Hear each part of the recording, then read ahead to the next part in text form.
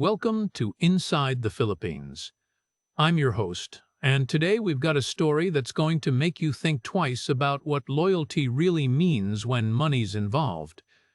This is Clyde's story. He's a 52-year-old carpenter from eastern Kentucky.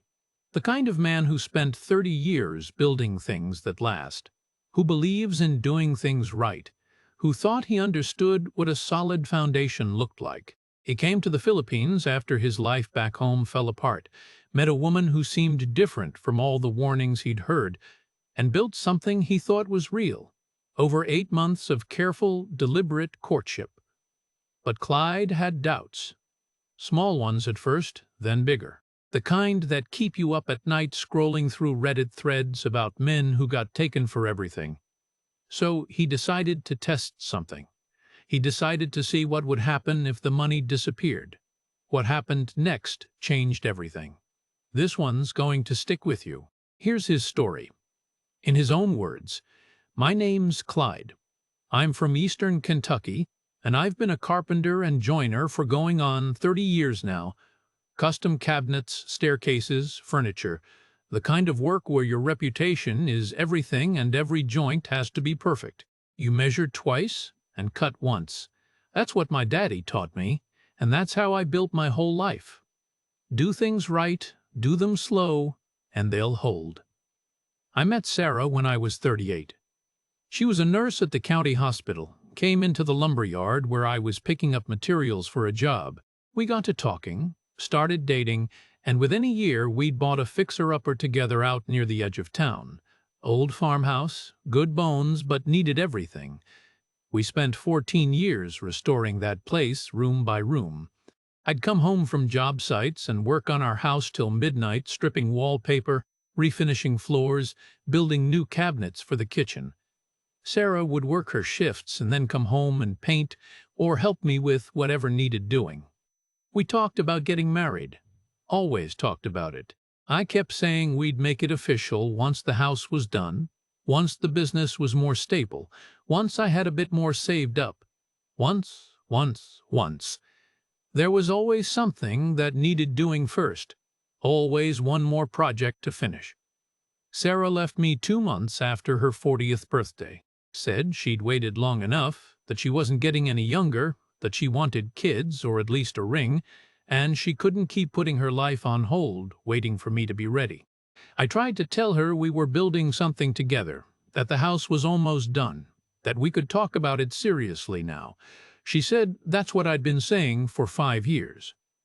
She moved out that weekend, stayed with her sister while we figured out the house situation. We weren't married, so it came down to who'd contributed what over the years. We sold the place for $165,000. After splitting the equity based on what we could prove we'd each put in, I walked away with about $140,000 and a workshop full of tools. Every room in that house reminded me of futures that weren't happening. The kitchen, where we were supposed to cook Sunday dinners for kids we never had. The master bedroom I'd built custom closets for, thinking we'd share it for the rest of our lives. The front porch I'd restored, thinking we'd sit there when we were old. I couldn't stay in that town. Couldn't drive past that house knowing someone else was living in what I'd built. Couldn't run into Sarah at the grocery store or the hardware store or church. I needed to be somewhere else, somewhere that didn't have ghosts in every corner. There was a younger guy on my crew, Tommy, maybe 30 years old. He'd married a Filipina a few years back, brought her over to Kentucky. He was always showing me pictures on his phone when we'd take lunch breaks, his wife's family's house back in the Philippines, beaches, the cost of living. He'd go visit every year or so, and every time he came back he'd tell me how far the dollar stretched over there, how respectful the women were, how a man could live well on what wouldn't even cover rent back home. I started watching YouTube channels about retiring in the Philippines. There were dozens of them. Western guys, mostly older, showing their houses, their Filipino wives, their monthly budgets. $1,000 a month could get you a nice place, good food, a comfortable life. The Philippines was Catholic, English-speaking, and my savings would go 3 times as far as they would in Kentucky. I wasn't looking for a wife. I want to be clear about that. I just spent 14 years in a relationship that didn't work out, and I was 52 years old. I just wanted somewhere I could breathe without feeling like I'd failed at everything. Somewhere I could make my money last, maybe do some woodworking on the side, live quiet. The fact that everyone in these videos seemed to have a young Filipina girlfriend or wife, well, that was just how things worked over there, I figured. Wasn't my main reason for going. I spent about 6 months watching videos, reading forums, planning. Tommy gave me the names of some cities to check out, said to avoid Manila unless I liked chaos, suggested places like Dumaguete or Cebu or Davao, smaller cities where life was cheaper and you could still get everything you needed. I had $140,000 in the bank from the house sale, plus my tools and my truck. I sold the truck, put my tools in a storage unit, and booked a 2-week trip to Dumaguete. Tommy said it was a college town, quieter than the beach party places, cheaper than Cebu, nice enough for a guy like me. That was the plan. Go check it out. See if I could actually live there. See what my money would do. If it didn't work out, I'd come back to Kentucky and figure something else out. If it did, well, maybe I'd found a place to start over without all the weight of what I'd lost hanging around my neck. I had no idea what I was walking into. No idea at all. I landed in Dumaguete on a Tuesday afternoon in February. The heat hit me the second I stepped off the plane. Not just hot, but thick, wet heat that stuck to your skin like you'd walked into a sauna. The airport was tiny, smaller than the regional airport back home. Just one baggage carousel and a handful of immigration officers sitting under slow-ceiling fans that weren't doing much good. Got through immigration easy enough. They stamped my passport for 30 days. No questions asked. I grabbed my bag and walked out into what I can only describe as organized chaos. Tricycle drivers everywhere, all of them shouting offers to take me wherever I needed to go. I picked one that looked clean enough, showed him the address of the hotel I'd booked online, and we were off. The ride into town was something else. Narrow roads packed with jeepneys painted in wild colors, motorcycles weaving between traffic, people everywhere. The tricycle had no doors, just open sides, so I got the full experience: diesel fumes, food cooking on street carts, music blaring from shops. Everything was loud and bright and moving fast. Made Kentucky feel like a library by comparison. The hotel was modest but clean, right off Rizal Boulevard near the waterfront. Cost me 800 pesos a night, which worked out to about $15. Back home, that wouldn't get you a room at a roadside motel. Here it got me air conditioning, a bed, and a view of the ocean, if I leaned out the window far enough. I spent the first few days just walking around, getting my bearings. Dumaguete's not a big city, maybe 130,000 people, built along the coast with the university at one end and the port at the other. Everything's cheaper than Kentucky, except imported stuff. I'd stop at a local carinderia for lunch rice, chicken adobo, maybe some vegetables, and the whole meal would be 60 pesos, $1.10. A San Miguel beer at a corner store was 30 pesos, about 50 cents. I kept doing the math in my head, figuring out what my savings would do here. The numbers looked real good, but the loneliness hit hard, especially at night. I'm not a drinker, never have been, not a bar guy. I'd see other foreigners, older white guys with young Filipinas on their arms, and it made my skin crawl a bit, if I'm being honest. I didn't come here for that. I didn't come here to be one of those guys. Sunday morning I woke up early, couldn't sleep with the roosters crowing and the karaoke still going from the night before. I decided to go to church. Figured it might help me feel less alone, might be a way to connect with something familiar. There was a big Catholic church near the university, Silliman Church, and I walked over there around 8 in the morning. The church was packed. Hot as blazes inside, even with all the windows open, people fanning themselves with whatever they had. The Mass was in English and Tagalog mixed together, and I followed along as best I could. Everyone was friendly, shaking hands during the peace, welcoming me even though I clearly didn't belong. After Mass, I walked through the market that had set up in the plaza nearby. Vendors selling fruit, vegetables, cooked food, handmade crafts. The smell of grilled fish and sweet rice cakes mixed with diesel from the tricycles idling nearby. I wasn't looking for anything in particular, just walking, taking it all in. That's when I saw her. She was sitting behind a small table with an older woman and a younger girl, maybe early 20s. They had trays of what I later learned was bibingka rice cakes wrapped in banana leaves. Grace wasn't dressed up, wasn't wearing makeup or trying to catch anyone's eye. Just a simple dress, her hair pulled back, helping her family sell baked goods after church. I stopped and bought a couple pieces, mainly because I was hungry and they smelled good. She smiled when she handed them to me, said thank you in soft, careful English. I took a bite right there, told her they were real good, and they were sweet and soft, still warm. She thanked me again, and I don't know what made me keep talking. Maybe it was the loneliness. Maybe it was just that she seemed genuinely kind. I mentioned I was visiting from America, that I was thinking about maybe moving here. She asked what I did back home. When I told her I was a carpenter, her whole face changed. She lit up, told me her father had been a furniture maker before he passed away 5 years ago. She pulled out her phone, showed me a photo of an older Filipino man standing in a small workshop, tools hanging on the wall behind him. I could see the quality of the work even in the photo. A cabinet he'd been building, dovetail joints, real craftsmanship.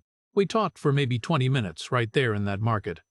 About woodworking, about how good work is disappearing, about how everything's cheap particle board now instead of solid wood. She understood it, got what it meant to build something with your hands that would last. Her English was good, a little formal but clear. She told me she was studying education at Silliman University, the college here in town, trying to become a teacher while helping her family. I learned her name was Grace. The younger girl was her sister Angelica. The older woman, her mother, didn't speak much English but smiled and nodded while we talked. I didn't want to overstay my welcome, so after a bit I thanked them again for the bibingka and headed back to my hotel. But I kept thinking about that conversation, about how genuine it felt, how she hadn't been pushy or forward, how she'd just been there with her family, doing what needed doing. The next Sunday I went back to the same church, walked through the same market after. They were there again, same spot, same table of rice cakes. Grace seemed surprised to see me, pleased maybe. We talked longer this time. She asked about Kentucky, about my work, about what brought me to the Philippines. I told her some of it, not all of it, not about Sarah, but enough, that I was thinking about a change, about living somewhere different. She told me more about her studies, about wanting to teach elementary school kids someday, about how her father's death had made things hard for the family, how she was trying to help her mother and siblings get by, not asking for anything, just sharing her life the way you do when you're getting to know someone. I came back the third Sunday too. By then it felt natural, expected. We exchanged Facebook information before I left that day. She said if I had questions about Dumaguete or the Philippines, I could message her anytime. I told her I'd like that. I flew back to Kentucky 2 days later. Spent the whole flight thinking about those conversations, about the way she'd smiled when I showed up that third Sunday, about how different she seemed from what I'd been expecting when I came to the Philippines.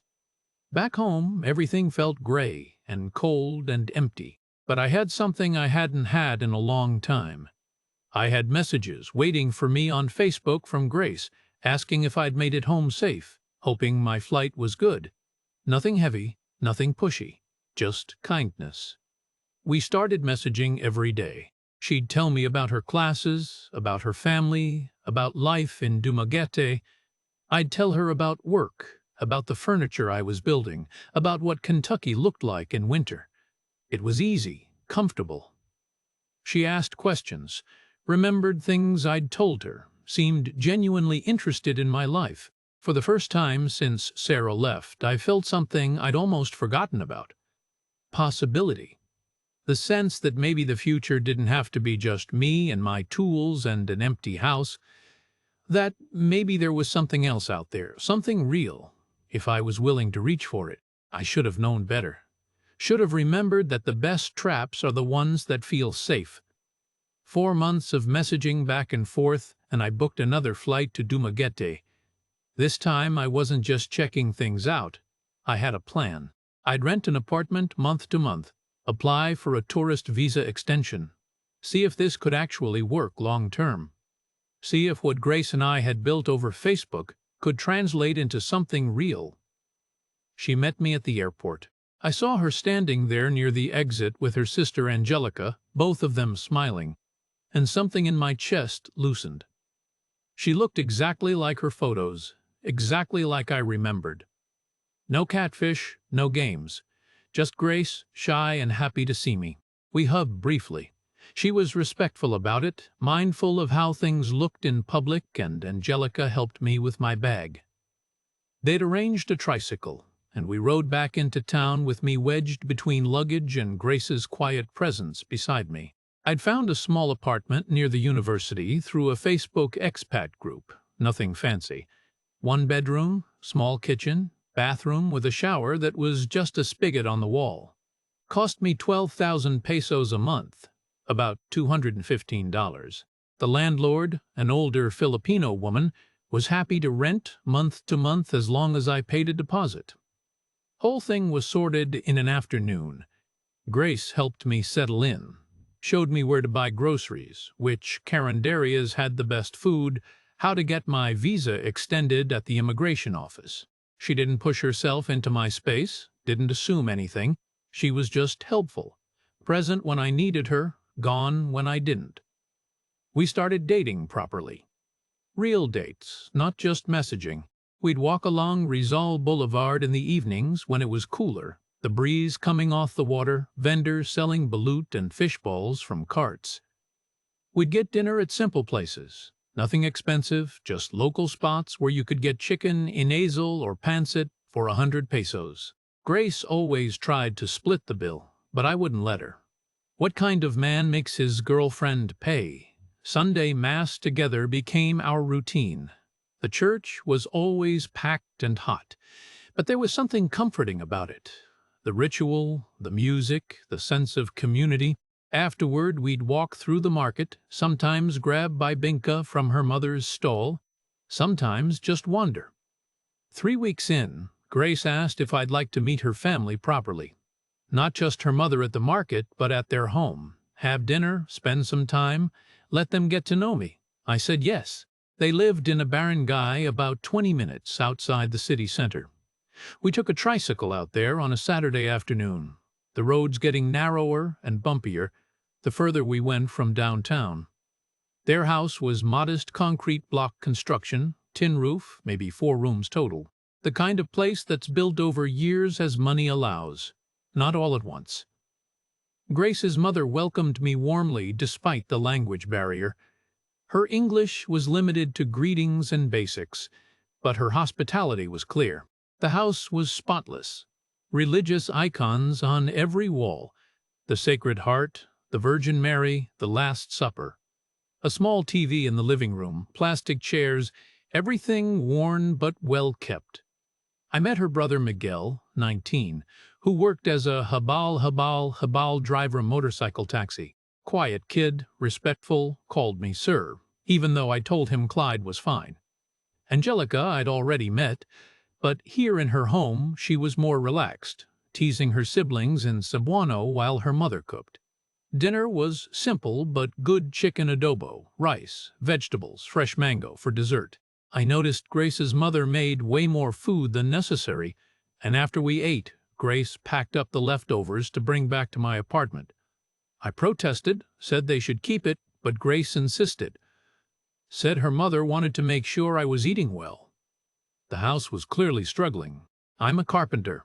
I notice things. The roof had patches where leaks had been fixed with whatever materials were handy. The wiring was a mess of extensions and adapters. The kitchen had 1 working burner, but it was clean, organized, loved. It reminded me of Appalachia, actually. People making do with what they had, looking after family, taking pride in what little they owned.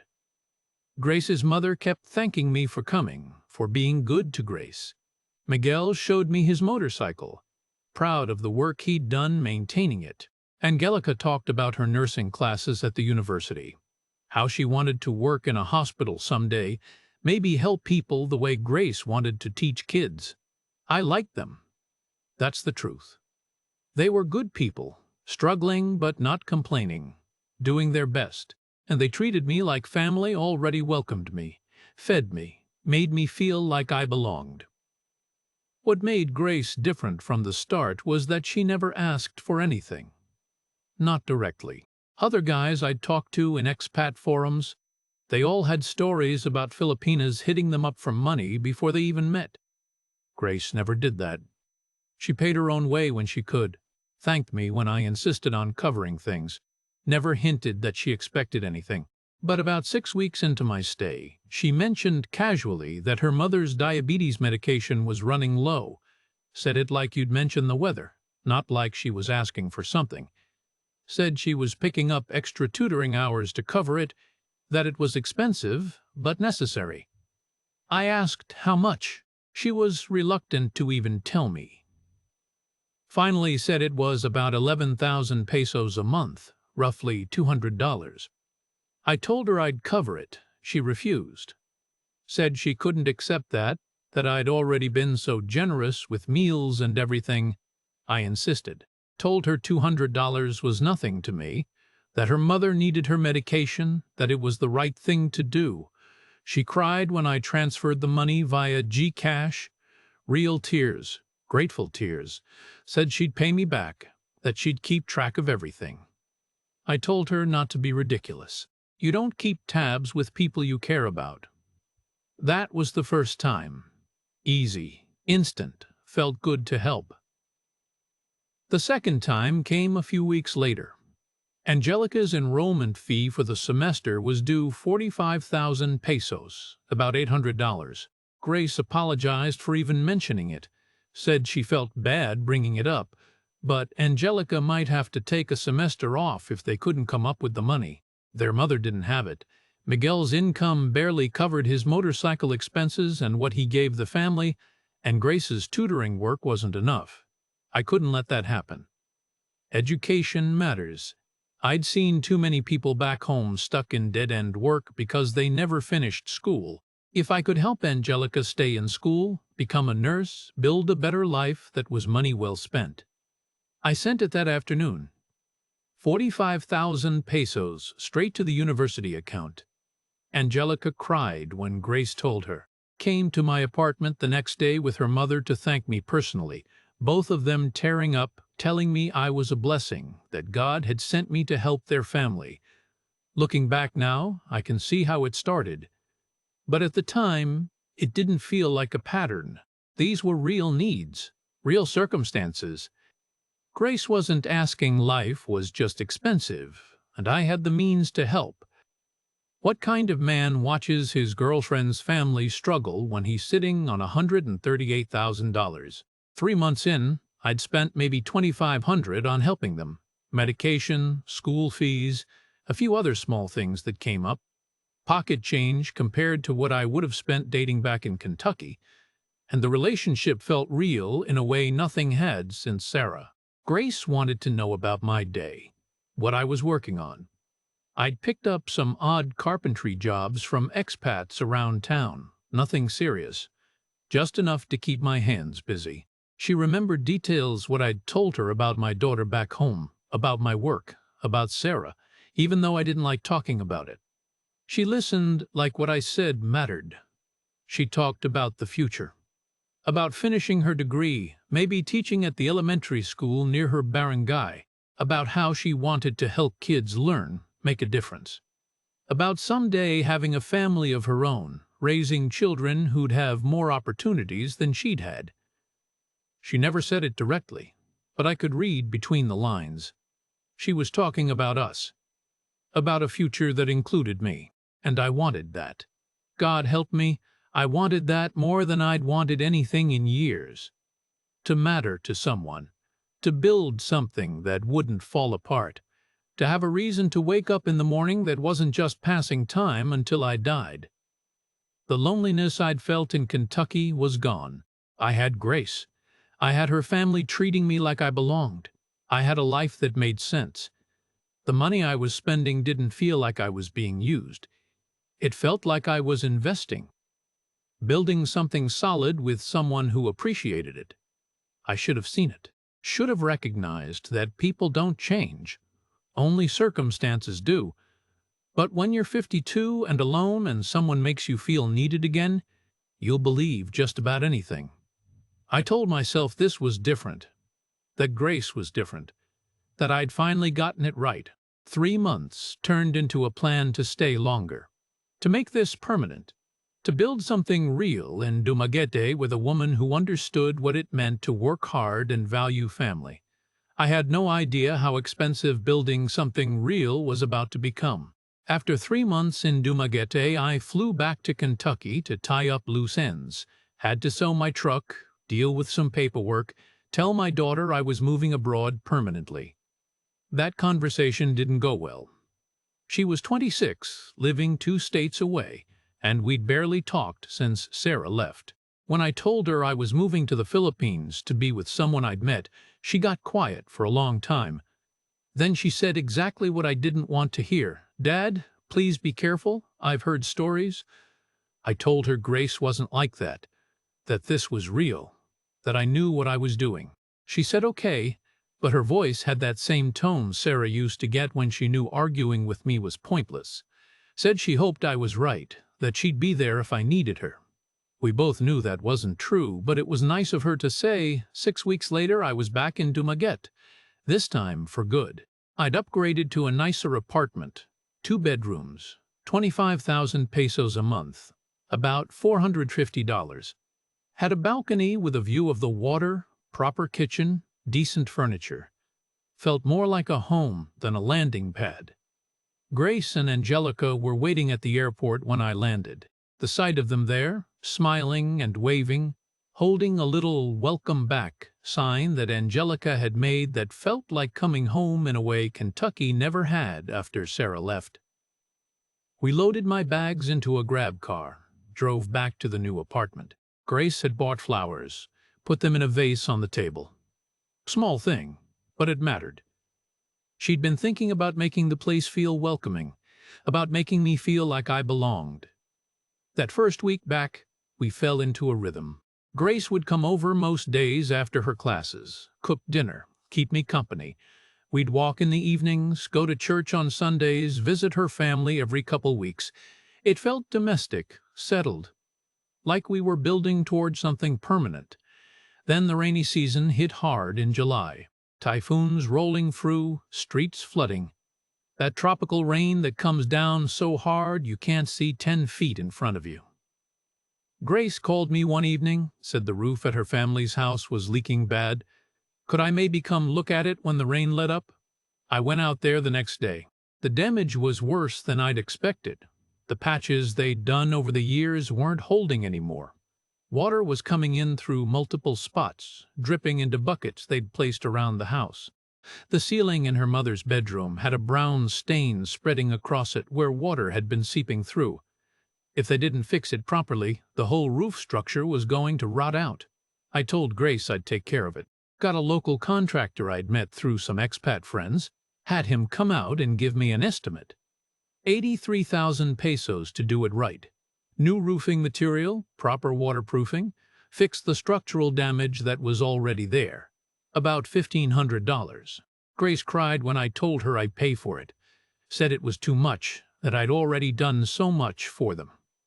I told her it was a safety issue, that I couldn't live with myself knowing her mother was sleeping under a roof that might collapse.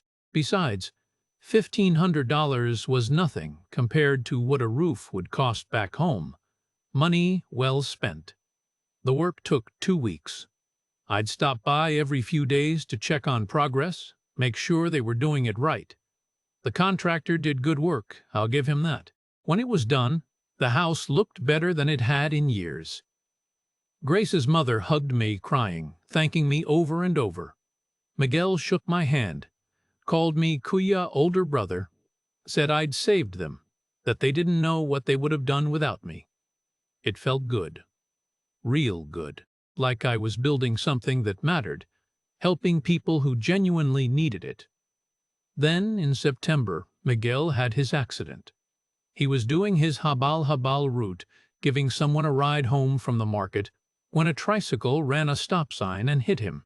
The other driver took off, left Miguel bleeding on the side of the road with a broken leg and God knows what else wrong inside him. Grace called me in tears. They'd taken Miguel to the hospital, but the hospital wouldn't do the full treatment until they had payment up front. They needed scans, maybe surgery, medication, a hospital stay. The estimate was 175,000 pesos, $3,200. I didn't even hesitate. Told Grace I'd be there in 20 minutes. Went to the hospital, talked to the billing office, transferred the money right there via Gcash. The relief on Grace's face, on her mother's face, on Angelica's, it was worth every penny. Miguel ended up with a broken femur, some internal bruising, but nothing permanently damaged. They kept him in the hospital for 4 days, got him surgery to set the bone properly, sent him home with crutches and pain medication. The whole family treated me like I'd saved his life. And maybe I had, in a way. Maybe without that money they would have had to take him home, let the bone heal crooked, risk infection or worse. I was about $7,500 deep now in family support over 7 months. Medication, school fees, the roof, the hospital, but it didn't feel exploitative.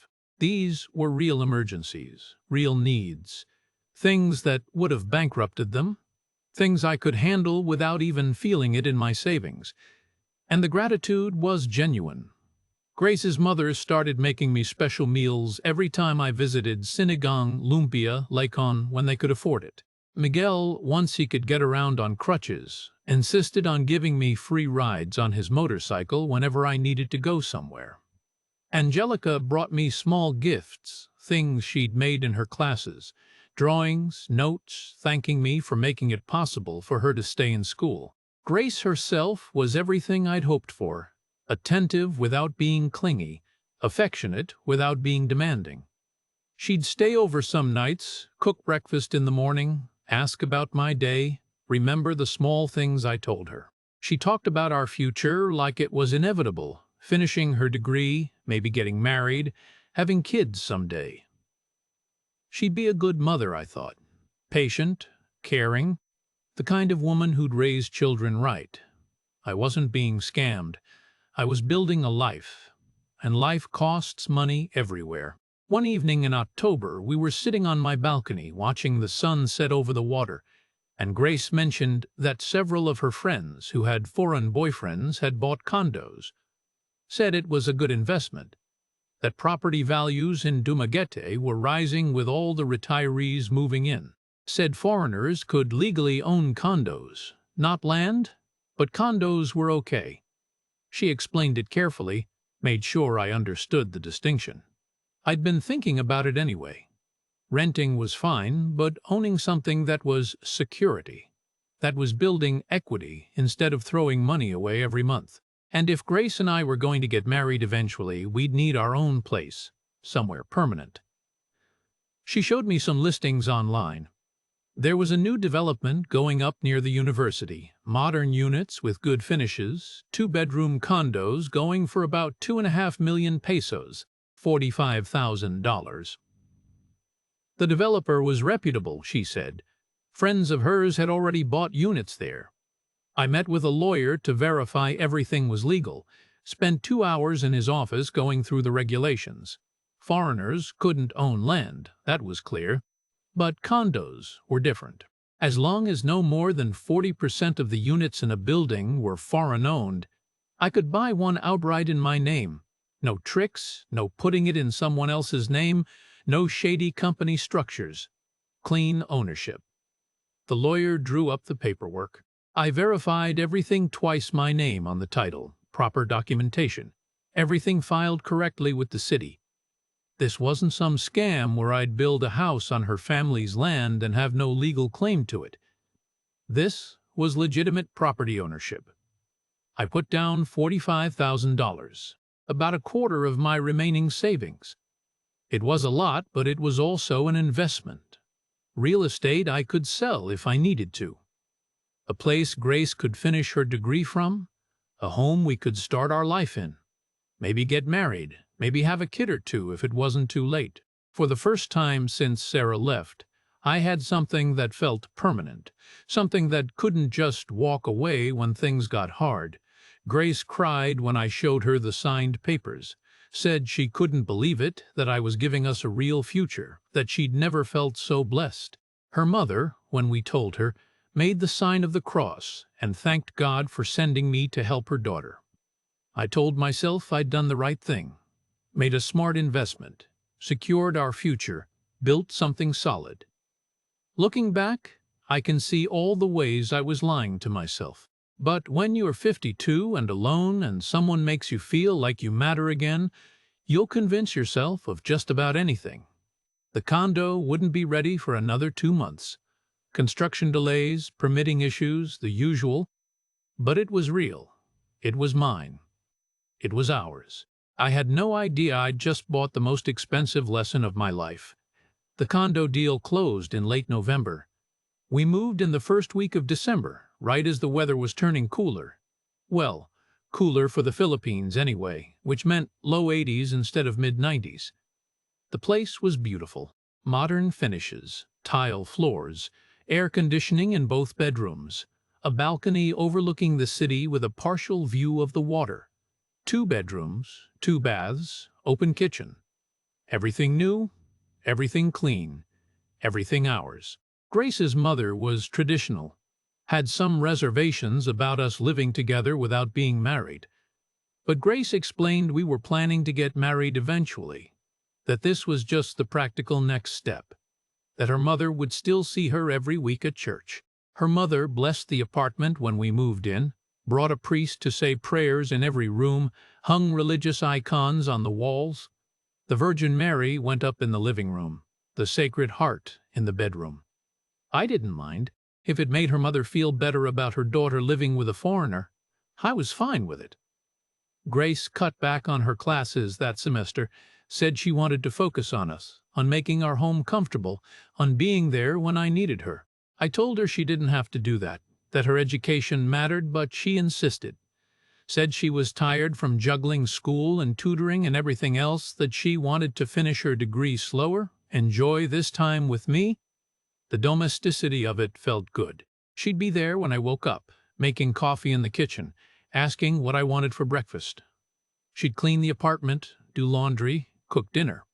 We'd eat on the balcony in the evenings, watching the sun go down, talking about our days. It was peaceful in a way my life with Sarah never had been. Sarah always insisted on splitting everything 50-50, on being equals in every way. She'd get upset if I tried to do something nice for her without her reciprocating, like I was keeping score. With Grace, it was different. She let me lead, let me provide, respected my decisions without arguing about every little thing. It felt more natural, more like how things were supposed to be between a man and a woman. Some days it felt perfect, like I'd finally found what I'd been looking for, like all the money, all the travel, all the starting over had been worth it. But other days, small things nagged at me. Grace's phone was always face down on the table. Always. When notifications came in, and they came in a lot, she'd glance at them and dismiss them quick, never letting me see the screen. When I asked who was messaging her, she'd say it was just her classmates, her mother, her sister. Nothing important. Her sister Angelica started dropping by more often, always needing something small. 2,000 pesos for books, 5,000 for a class project, 3,000 for supplies. Grace would ask me each time, always prefacing it with "only if you can spare it, love," always making it sound optional. But the asks were constant. Every week something new. I'd give her the money because what's $50 here, 100 there. And Angelica was in school, she needed things. Her family couldn't afford it. But it started to add up. started to feel like a pattern. One evening, I was scrolling through a Philippines expat forum on my phone while Grace was in the shower. Came across a thread titled, "How to Know If You're Being Scammed." Read through pages of stories from guys who'd been taken for everything. The warning signs were all the same: constant family emergencies, small requests that add up, phone always hidden, talk of marriage, but never any actual planning. I told myself I was being paranoid, that those guys were idiots who couldn't tell real from fake, that Grace was different, that her family's needs were genuine, that 8 months of standing by me meant something. But the doubt was there now, a splinter I couldn't get out. Late one night, couldn't sleep. I was in bed next to Grace scrolling Reddit on my phone with the brightness turned way down. Found a thread about loyalty tests. Guys who'd faked financial disasters to see if their Filipina girlfriends would stick around. The stories were brutal, unanimous. Every single one, the girl left the second the money disappeared. Some within hours, most within days. The comments were all the same. Dodged a bullet. Better to know now. Saved yourself years and thousands more. They're all the same. It's always about the money. I read that thread for an hour, Grace sleeping beside me, and something in my chest got tight. These guys all thought they were different too. Thought their situation was special, that their girl genuinely cared about them, and they were all wrong. But my situation was different. Grace had stood by me for 8 months, never asked for extravagant things, never pushed for expensive gifts or big shopping trips like some of the stories I'd read. She'd introduced me to her whole family, let me into her life completely. She wasn't hiding me, wasn't keeping me separate from her real world. She was genuine. I was sure of it, but that doubt kept eating at me. What if I was wrong? What if 8 months of "I love you" was just 8 months of investment in a paycheck? What if the second the money stopped, she'd be gone? I started watching her closer, noticed more things. How she'd check her phone constantly when she thought I wasn't looking. How Gcash notifications would come in at odd hours late at night, early morning, and she'd dismiss them without explaining. How she'd step out onto the balcony to take calls sometimes, speaking in fast Cebuano I couldn't understand. When I asked her about it, she said it was just her mother, her classmates, nothing important. Got a little defensive, asked why I was suddenly so interested in her phone. I backed off, told her I was just curious, that I trusted her. But I didn't. Not completely. Not anymore. The doubt became an obsession. I'd lie awake at night while she slept, running through everything in my head, adding up all the money I'd given her family. $7,500 in direct support, $45,000 on the condo. Over $50,000 total in 8 months. What did I actually have to show for it? A girlfriend who might disappear the second the money stopped flowing? I thought about Sarah. How she'd left because I wouldn't commit, wouldn't marry her, wouldn't give her the future she wanted. But at least with Sarah, I'd known where I stood. At least she'd been honest about what she needed from me. With Grace, I didn't know. Couldn't know. Because she was so good at never asking directly, at making everything seem like circumstances instead of requests. At making me feel like helping was my idea. That's when I decided to test it. Not because I wanted to catch her doing something wrong, because I needed to know, needed to prove to myself that she was real, that this whole thing wasn't built on money, that if everything disappeared tomorrow, she'd still be here. I'd tell her the condo deal fell through, that the developer was a scam, that I'd lost everything, that my savings were gone. If she stayed, I'd know for certain she loved me for me. I'd reveal the truth. We'd laugh about my paranoia, and we'd move forward knowing our foundation was solid. And if she didn't stay, well, better to know now than after marriage. Better to lose 50,000 than 100. Better to waste 8 months than 8 years. I spent 3 days planning it. figuring out exactly what to say, how to make it believable. I'd say the developer disappeared, that the lawyer said there was no recourse, that I'd need to go back to Kentucky and start over, see how she reacted when the money was gone and all that was left was me. It felt wrong, setting a trap for someone I loved. But I couldn't shake the doubt. Couldn't silence the voice in my head that sounded like all those guys on Reddit, all those warning videos on YouTube, all the stories I'd heard about Western men getting taken for everything. Grace wasn't like that. I was sure she wasn't. But I needed to be certain. On a Tuesday morning in mid-December, I woke up early, made coffee, and waited for Grace to wake up. My hands were shaking when I poured the coffee. My stomach was in knots. I kept telling myself this was crazy, that I should just forget it, that testing her like this was manipulative and wrong. But I had to know. When Grace came out of the bedroom, still in her sleep clothes, smiling that soft morning smile she always had, I told her we needed to talk. The smile disappeared. "What's wrong?" I sat her down at the kitchen table, took a deep breath, and I lied to the woman I loved to see if she'd stay when I had nothing left. I told her the condo wasn't mine anymore, that I'd gotten a call from the lawyer yesterday the developer was a fraud. The whole thing was a scam. The money was gone. That he'd disappeared with deposits from a dozen foreigners. That the authorities couldn't find him. That there was no recovery. Everything I'd put down, all $45,000, just gone. Grace's face went white. "What do you mean, gone?" I kept going, told her my savings were wiped out. That I'd put almost everything I had into this place.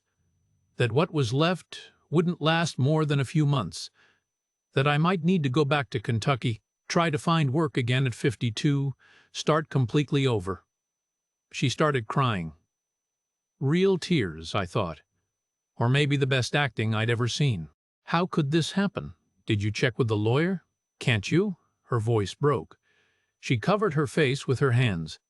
I let her cry for maybe 5 minutes. Watched her shoulders shake, watched the tears run down her fingers. Part of me wanted to stop right there, to tell her the truth, to take it all back. But I needed to see where this went. When she looked up, her eyes were red, but something else was there too. Something calculating I'd never seen before. "How much do you have left?" "Maybe 20,000. Enough for a few months if I'm careful. Then I'm broke." "Can you borrow from your family? Your daughter?" I shook my head. "My daughter barely talks to me. I don't have family with money. I'm on my own." "What about your pension? You said you'd have a pension eventually." "That's years away still, and it won't be much. Maybe 800 a month when I'm 65. Won't even cover rent here." Grace went quiet. The apartment filled with terrible silence. I could hear a jeepney horn outside, someone's rooster crowing in the distance, the hum of the air conditioning. Normal sounds, but nothing felt normal anymore. Then she said it, said the thing I'd been dreading and expecting all at once. "Clyde, I don't think I can do this." My stomach dropped. "Can't do what?" "I can't afford to be with someone who has nothing."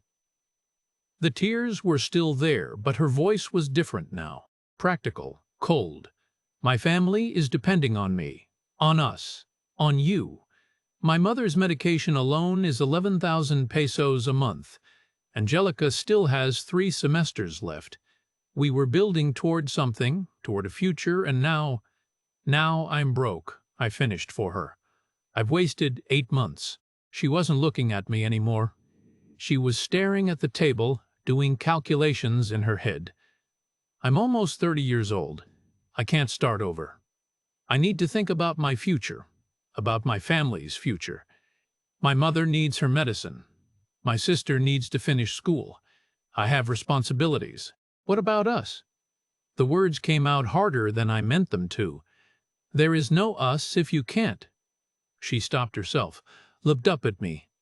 "I'm sorry, Clyde. I care about you. I do. But I have to be realistic. I can't be with someone who can't help my family.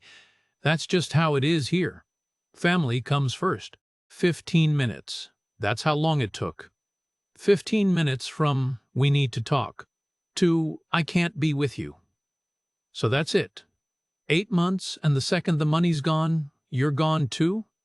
Grace stood up from the table. Don't make this about money. You don't understand Filipino culture. You don't understand what it's like to have your whole family depending on you. I thought you were stable, that we could build something. But now, she gestured around the apartment. Now this isn't even yours. You have nothing. What am I supposed to do? She walked into the bedroom.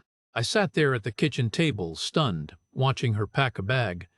Just the essentials, some clothes, her toiletries, her phone charger, moving fast like she'd been planning this, like she knew exactly what to grab.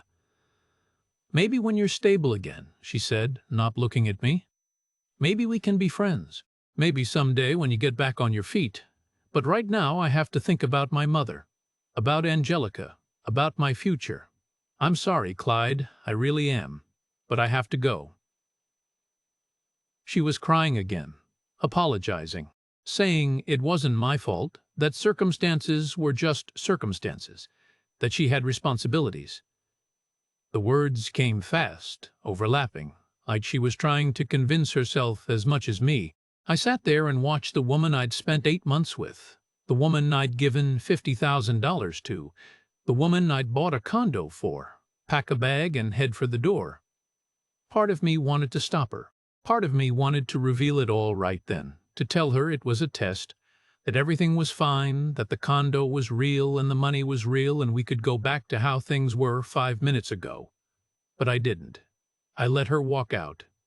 Let her close the door behind her. Let her footsteps disappear down the hallway. I sat in that kitchen for an hour. Just sat there. The coffee I'd made going cold on the table, the morning sun coming through the balcony making everything bright and cheerful and wrong. Then I called her. She answered on the third ring. "Clyde." "It was a test," I said. "The condo's fine. The money's fine. The developer didn't scam anyone. I lied to see what you'd do." Silence. Long, terrible silence. "You lied to me?" Her voice was flat. No emotion. Just a question. I had to know. All those stories, all those warnings, guys getting taken for everything. I needed to know if you'd stay when there wasn't any money. You manipulated me. You tested my loyalty like I was some kind of gold digger. "And you proved you were," I said. The words came out bitter. 15 minutes. That's all it took. 15 minutes from "I love you" to "I have to go." I can't believe you would do this. Now there was emotion. Anger. After everything we built together. After I introduced you to my family. After I moved in with you. After I gave you $50,000, I said. "Is that what you were going to say?" She hung up. I tried calling back. It went straight to voicemail. Tried messaging on Facebook. The messages went through, but she didn't respond. By evening, I was blocked. Phone, Facebook, everything. I went to her mother's house the next day. Her mother answered the door, took one look at me, and shook her head.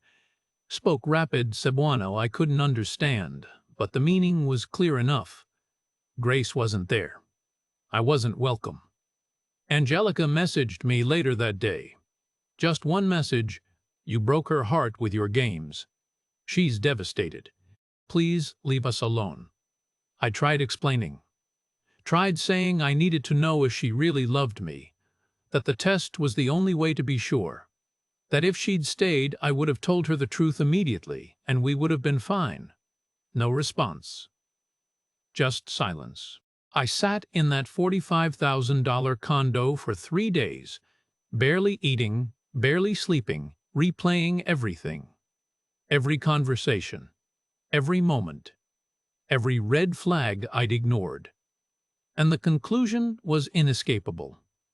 Grace had stayed exactly as long as the money lasted. The moment it was gone, so was she. 15 minutes. That's what 8 months of "I love you" was worth. The test worked perfectly, just not the way I wanted it to. I spent 2 weeks in that condo barely leaving, just sat there going through everything in my head, every conversation, every moment, every time I'd told myself this was different. The silence was the worst part. No Grace making coffee in the morning. No sound of her humming while she cooked. Just me and the air conditioning and the traffic noise from the street below. I kept replaying that 15 minutes. How fast she'd gone from tears to calculations. How she'd asked about my pension, about borrowing from family, about every possible way I might still have money somewhere. And when the answer was no, when it was clear I had nothing left, she was gone before I could even process it. The irony wasn't lost on me. I'd tested the foundation, and it collapsed exactly the way all those Reddit threads said it would. I'd been so sure I was different, that Grace was different. But I wasn't. She wasn't. We were just another story, another warning other guys would read and think didn't apply to them. After 2 weeks, I couldn't stand it anymore. Listed the condo for sale with a local real estate agent. The market was slower than Grace had claimed. Surprise, surprise. Had to drop the price to move it quick. Sold it for 2,300,000 pesos instead of the 2.5 million I'd paid. Lost about $7,000 on the resale. I did the math one last time. 45,000 on the condo. 7,500 to her family over 8 months. 7,000 loss on resale. $52,000 total. Plus 8 months of my life I'd never get back. I flew back to Kentucky 3 weeks after the test. Landed with $113,000 left of the $165,000 I'd started with. Still enough to live on if I was careful. Still more than a lot of people had. But the real cost wasn't money. Back home, I rented a small apartment on the outskirts of town. 1 bedroom, nothing fancy. Started picking up carpentry work where I could find it. Word got around I was back. Some of the old clients reached out. Nothing steady, but enough to keep busy. My daughter called a month after I got back. Asked what happened, why I'd come home. I gave her a version without all the details.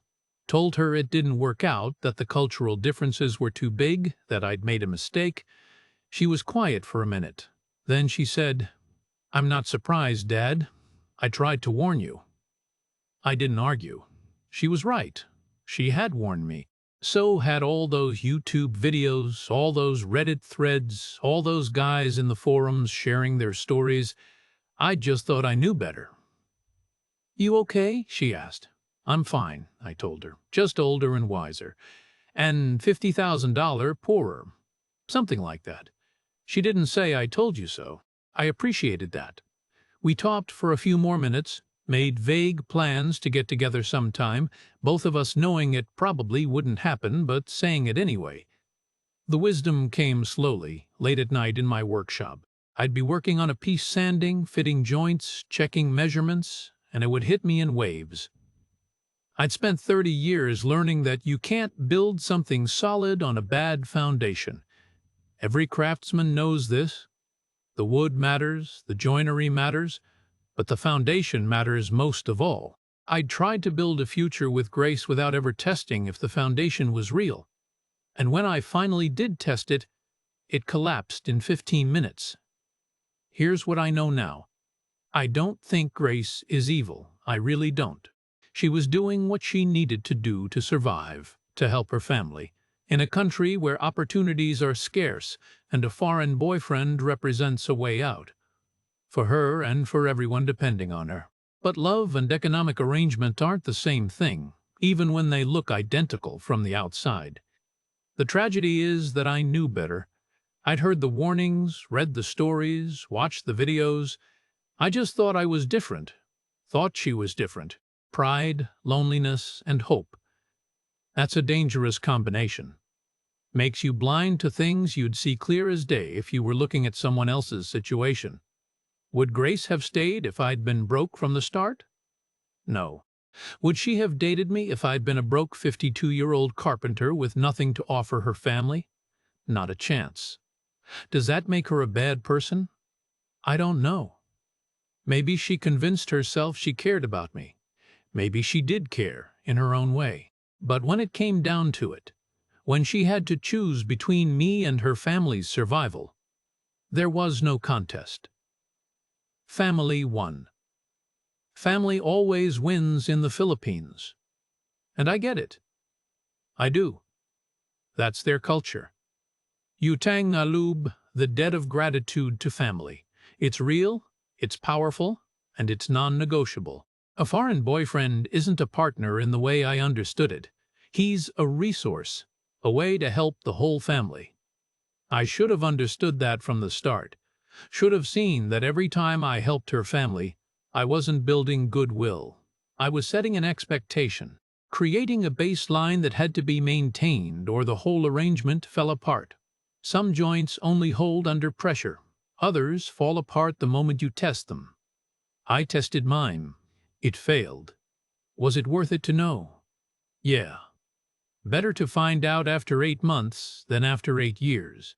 Better to lose 50,000 than 100. Better to waste part of a year than the rest of my life. Still hurts like hell, though. I'm back in Kentucky now. 52 years old, single, working odd jobs, living in a one-bedroom apartment with furniture I built myself. Right back where I started, just with less money and more wisdom. Sometimes I wonder what would have happened if I hadn't tested her. If I'd just kept going, kept paying, kept pretending everything was fine. Maybe we would have gotten married. Maybe I would have supported her family for years. Maybe I'd have died thinking she loved me, never knowing it was all built on sand. But I'd have known. Deep down, I'd have always wondered. And that doubt would have eaten at me every day for the rest of my life. At least now I know. The foundation wasn't real. The whole thing was built on money, not love. And when the money disappeared, so did she. 15 minutes. That's all it took to learn a $52,000 lesson. I'm back at my workbench now, building things with my hands, measuring twice and cutting once, doing what I've always done, what I'm good at. And I'm not going back to the Philippines, not looking for another grace, another chance, another woman who might be different. I'm done with that. Some of us are just meant to be alone. And that's okay. Better to be alone than to build your whole life on a foundation that was never there. That's Clyde's story. A painful reminder that loyalty tests, while controversial, sometimes reveal uncomfortable truths that need to be seen. Did Grace love him? Maybe. In her own way, maybe she did. But when survival and family obligation clash with romance, which one wins? In the Philippines, the answer is almost always family. And that's not necessarily manipulation. It's culture. It's reality. It's what happens when you come from a place where poverty is real and opportunities are scarce, and a foreign boyfriend represents the difference between your mother getting her medicine or going without. But here's what Western men need to understand. That's a culture that can devastate you if you mistake economic dependency for love. If you think that because she needs you, she must love you. Those aren't the same thing. They can look identical from the outside. The affection, the gratitude, the talk of forever. But they're not the same. If you're considering a relationship in the Philippines, ask yourself this. Would she stay if the money stopped? Not because she's a bad person, but because her reality is different from yours. For her, supporting her family isn't optional. It's everything. For you, it might be unsustainable. That gap right there is where the heartbreak lives. Clyde learned that lesson the expensive way, $52,000 and 8 months of his life. But at least he learned it before he married her, before he spent everything, before he was in too deep to get out. Some foundations hold. Others collapse the moment you test them. Clyde's collapsed in 15 minutes. Thanks for watching Inside the Philippines. If this story helped you avoid a similar mistake, hit that subscribe button and share it with someone who needs to hear it. If you've got your own cautionary tale from the Philippines, Drop it in the comments. Your story might save someone else from making the same mistakes. Until next time, keep your eyes open and your foundation solid.